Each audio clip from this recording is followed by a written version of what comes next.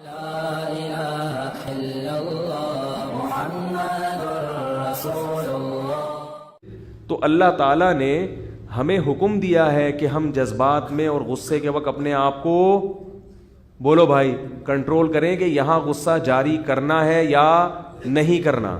کسی کی رائے سے آپ کو اختلاف ہو سکتا ہے، کوئی بھی زمزم کے نہائے ہوئے نہیں ہوتے سب لوگ، علماء سے بھی غلطیاں ہو سکتی ہیں، تنظیموں سے بھی ہو سکتی ہیں، ہر ایک سے ہو سکتی ہے، تو اس کا ایک ماں باپ سے بھی ہو سکتی ہے۔ ایک آدمی میرے پاس آیا، میرے ابا یہ کر رہے ہیں، میرے ابا، میں نے کہا ابا غلط کر رہے ہیں آپ کے، میں خام خواہ حمایت نہیں کروں گا، لیکن آپ ابا کو ٹھیک کرنے کی کوشش بولو بھائی نہ کریں۔ آپ کے ان کے آپ پر احسانات ہیں، آپ کے وہ ابا ہیں، آپ کی جو ذمہ داری ہے خدمت کرنا، محبت سے نصیحت کرنا، بس اس سے زیادہ آپ کی ذمہ داری نہیں، ختم۔ اب جو کر رہے ہیں ان کو کرنے دو، ان کے لیے دعا کرو بس۔ ابراہیم علیہ السلام کو دیکھو نا، کتنا غلط کر رہے تھے ان کے ابا۔ ابراہیم علیہ السلام کے جو والد تھے آزر، بت بنات کے بت فروخت کرتے تھے، اور بیٹا بت شکن، بالکل الگ الگ مذہب۔ سورہ مریم دیکھیں، ابراہیم علیہ السلام نے اپنے والد سے کہا یا ابتی، اے میرے پیارے ابا، اے میرے پیارے ابا۔ ابتی محبت کا لفظ ہے۔ لما تعبدو، ایسوں کی عبادت کیوں کرتے ہو، ما لا یسمع، جو سن نہیں سکتے، ولا یبصر، جو دیکھ نہیں سکتے، ولا یغنی عنک شیئا، کوئی فائدہ نہیں پہنچا سکتے آپ، اے میرے پیارے ابا۔ ایسے نصیحت کر رہے ہیں، اور پھر ابا کی طرف سے دھمکی، لأرجمنک، میں تجھے پتھروں سے مار کے ہلاک کر دوں گا۔ اور یہ دھمکی برائے دھمکی نہیں تھی جیسے آج کل ابا کہتے ہیں یہ ٹانگیں توڑ دوں گا، تو پتہ ہوتا ہے بیٹے کو توڑیں گے تھوڑی، لیکن اس زمانے میں دستور تھا کہ جب کسی کو سخت سزا دینی ہوتی یا تو آگ میں ڈال دیتے یا رجم کرتے، پتھروں سے ہلاک کر دیتے۔ تو واقعی حقیقت میں دھمکی دینے لگے کہ میں تجھے پتھروں سے مار کے ہلاک کر دوں گا، لیکن ابراہیم علیہ السلام نے کیا فرمایا، سلام علیک، آپ پر سلامتی ہو، سأستغفر لک ربی، میں تو مایوس ہو گیا آپ سے مگر اپنے رب سے مایوس نہیں ہوا، میں اللہ سے آپ کے لیے مغفرت کی دعا کرتا رہوں گا۔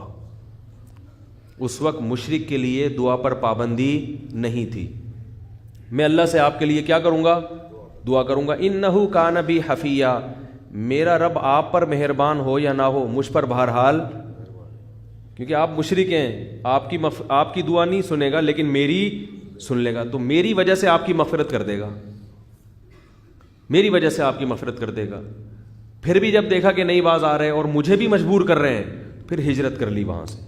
اس لیے میں لوگوں سے کہتا ہوں کہ ابا کے ایسے ظلم ہو رہے ہیں کہ ناقابل برداشت ہو گئے، تو زبان مت چلاؤ، گھر بدل دو، الگ ہو جاؤ ابا سے، کہ بھائی نہیں، آپ لوگ نہ شروع ہو جائیں بلا وجہ ابا سے۔ کوئی اس قسم کے ابا ہوں کہ وہ واقعی اتنا بعض دفعہ ظلم کر بھی رہے ہوتے ہیں، جینا حرام بھی کر دیتے ہیں، ایسے بھی ہوتے ہیں، ہر چیز مارکیٹ میں ہے، کوئی بھی چیز شارٹ نہیں ہوتی، یعنی ختم نہیں ہوتی، شارٹ ہو جاتی ہے۔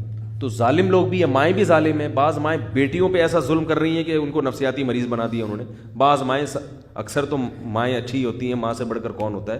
تو ایسی صورت میں ہم کہتے ہیں بھائی کیا کر لو، چپکے سے بولو بھائی، علیحدگی اختیار کرو، پھر ابا سے روز تھوڑی دیر آ کے ملا کرو، اور اس نیت سے ملو کہ ابا نے جو جھاڑ پلانی ہے بس سن کے واپس آ جانا ہے۔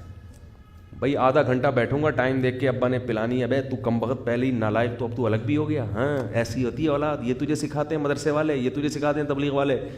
وہ ابا نے سنانی ہے، آپ جاؤ آدھا گھنٹہ بیٹھو کہ بھائی میں نیت کرتا ہوں ابا کی سننے کی، اللہ کے لیے ہے نا، میں نیت کرتا ہوں ابا کی الٹی سیدھی سننے کی، کیونکہ وہ میرے، جب نماز میں لوگ لمبی چوڑی نیتیں کرتے ہیں نا، میں نیت کرتا ہوں ابا کی سننے کی، الٹی سیدھی سننے کی، کیونکہ وہ میرے ابا ہیں، ان کی سنوں گا تو ثواب ملے گا، اور کیا وہ بھی میں بتاؤں گا کون سا ثواب ملے گا، تو وہ بس سنوں گا، کیونکہ ابراہیم علیہ السلام نے تو اس سے بھی زیادہ سنی ہے، ان کو تو اس سے بھی زیادہ دھمکیاں ملی تھی۔ یہ سب محاسبے مراقبے کر کے آپ پہنچیں، آدھا گھنٹہ تمیز سے سنیں، اس کے بعد بولیں اور ابا سنائیں کوئی خدمت میرے لائق، خدمت میں تجھے گھنٹے سے، تو اس طرح آدھا گھنٹہ ہو تو پھر پتلی گلی سے نکل لیں۔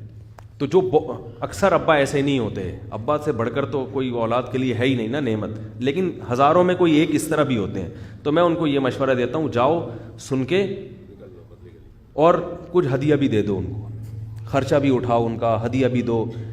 دیکھو سب کچھ عبادت سے نہیں ہوتا، آج جو دین کی طرف آتا ہے تو کچھ تھوڑا سا عبادت کی طرف تو رجحان ہو جاتا ہے، اخلاق کی طرف رجحان اور اخلاق بھی اگر اچھے ہوتے ہیں نا, کسٹمر سے اچھے ہو جاتے ہیں. بس مصیبت ہی اخلاق پر. حضرت مولانا طاہر جمیل صاحب کا بیان سنے گا تو اخلاق کس کے ساتھ اچھے ہو جائیں گے؟ جا کے کسٹمر کے ساتھ. صحیح ہے نا.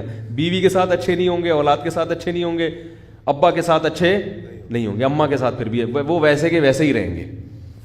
تو اینٹ کا جواب پتھر سے دیتے ہیں. اسلام میں خونی رشتوں کی اہمیت غیروں سے بہت زیادہ, یاد رکھو, تھوڑی زیادہ نہیں ہے, بہت زیادہ ہے.